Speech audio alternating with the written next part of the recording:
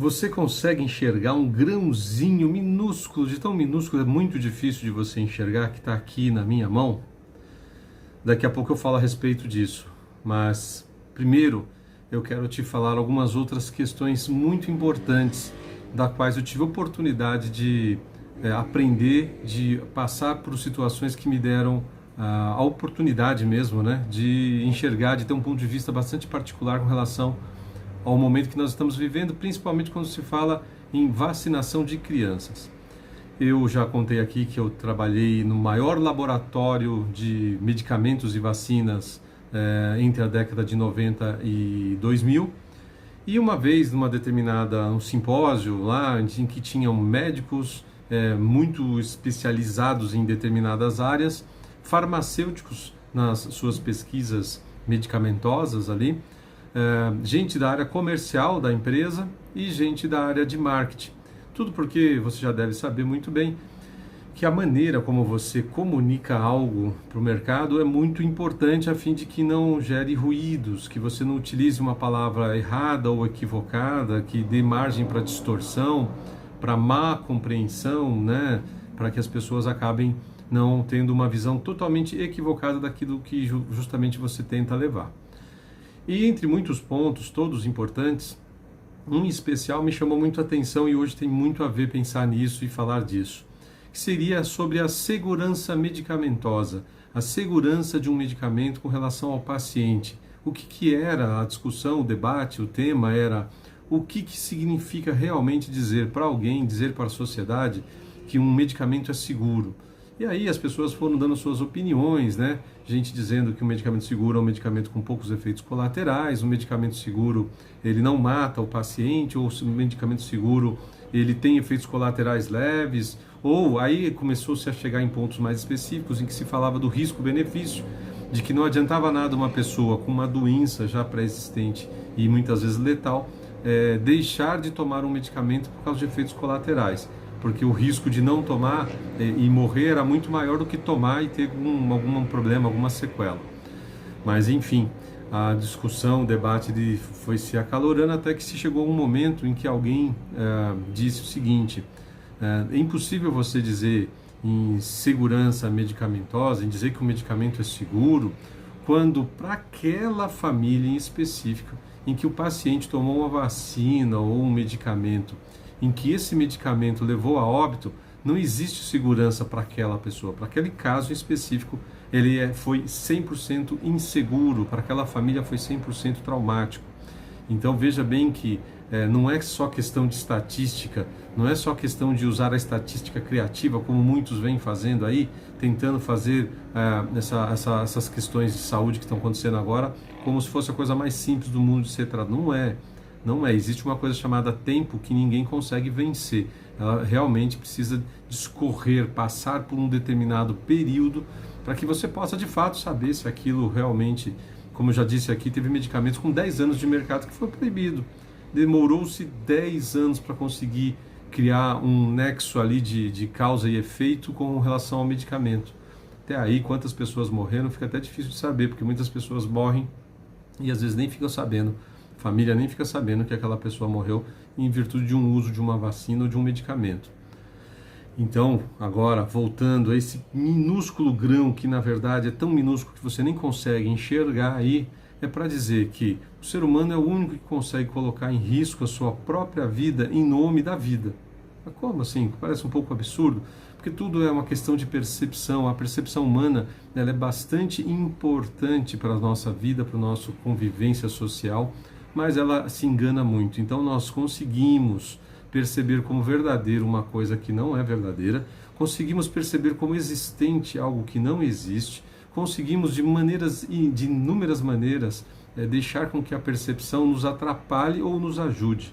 É muito difícil saber, eu já falei aqui em vídeos que o grande antídoto para essa questão da percepção é exercitar a mente, principalmente com a leitura de bons livros, não de qualquer livro. Se você entrar numa livraria hoje, é capaz de dizer para você que talvez 70%, 80% dos livros ali não são livros que realmente vão colaborar com a sua vida a não ser como um entretenimento, que também é válido, mas não é o caso. Se a intenção é você desenvolver a sua capacidade de perceber o mundo, de ter um instrumento que pode, de fato, ter alguma precisão na hora que você for fazer algum julgamento de alguma coisa na sua vida, então não adianta nada você entrar numa rua escura, deserta, num bairro abandonado e depois ficar reclamando que o mundo é inseguro.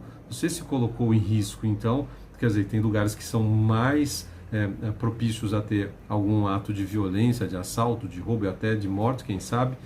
E existem lugares mais seguros. E você, com o tempo da sua vida, você vai aprimorando essa sensibilidade por meio da percepção e você vai decidindo se você deve ou não ir a tal lugar, em tal horário, quando, onde, como, aquela coisa toda. Mas enfim, existe, como eu já mencionei também aqui no canal do livro Desinformação, do Mihai Pachepa, em que ele demonstra o império da mentira, onde, sabendo dessa questão da percepção que a gente tem como difícil de mensurar, de trabalhar e de definir como um instrumento preciso mesmo, válido, existe a império da mentira, de uma classe de políticos e bandidos que se apropriam do Estado e que por meio da mentira destroem reputações e inventam as mais estapafúrdias visões de mundo que te ajudam a você ser auto-enganado. Meio que a gente também participa, a gente é coparticipe nessa questão quando a gente aceita uma mentira lavada, como essa do 11 de setembro, por exemplo, de dizer que não haviam judeus lá no World Trade Center. Quer dizer, como se tudo fosse uma conspiração. As conspirações, elas só são absurdas até o momento que ela acontece. E depois que ela acontece, começam a surgir visões absurdas de coisas sem o menor cabimento, a fim de que faça que você vote, que você prefira Barrabás, ao invés de você preferir ficar com Jesus. Isso é bastante, infelizmente, isso é bastante comum da gente se enganar a tal ponto da gente abraçar o capeta acreditando que está abraçando Jesus. E um grande estratagema do demônio é fazer com que você acredite que ele não exista, que assim é muito mais fácil dele te dominar e dominar a sociedade. De certa forma, então, concluindo o vídeo aí, você fica pensando, poxa, o risco de uma criança ser contaminada pelo Covid é ridícula. A de adulto já era muito baixa. Não estou nem negando que a pandemia existe, não vem falar besteira. A questão é bem simples. O risco ele existe, mas ele é infinitamente menor. Né? Na indústria farmacêutica brincam até que tem gente que até com água ele pode se intoxicar, né? Ter algum efeito colateral. Você imagina um medicamento, você ingerir algo fabricado por alguém que você não conhece, distante, sem saber quais são os interesses de determinados grupos, e principalmente nas crianças, que ainda, não se esqueça, as crianças ainda estão em formação.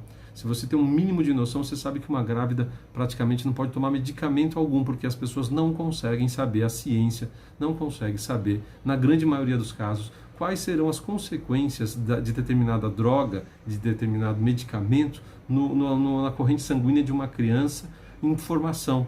Desde muito embrionário ali até 10, 11, 12 anos.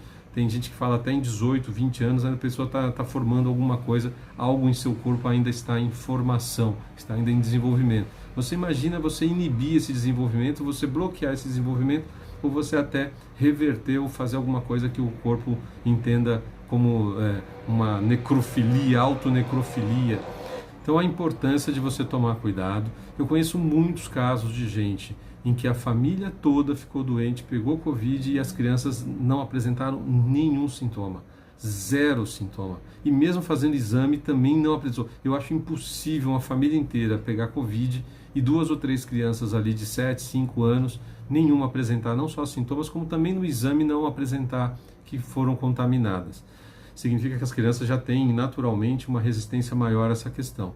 Então você vacinar uma criança, você achar que é seguro, ok, você é responsável pelo seu filho, vacine, não tem o que fazer.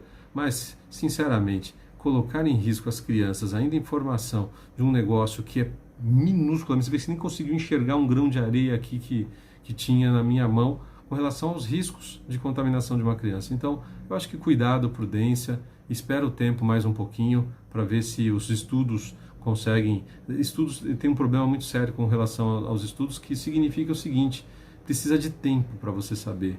se alguma coisa vai surgir ou não. Não é de imediato. Tem coisas que não aparecem de imediato. São barreiras que vão se vencendo e algumas demandam bastante tempo. Novamente, prudência e cuidado.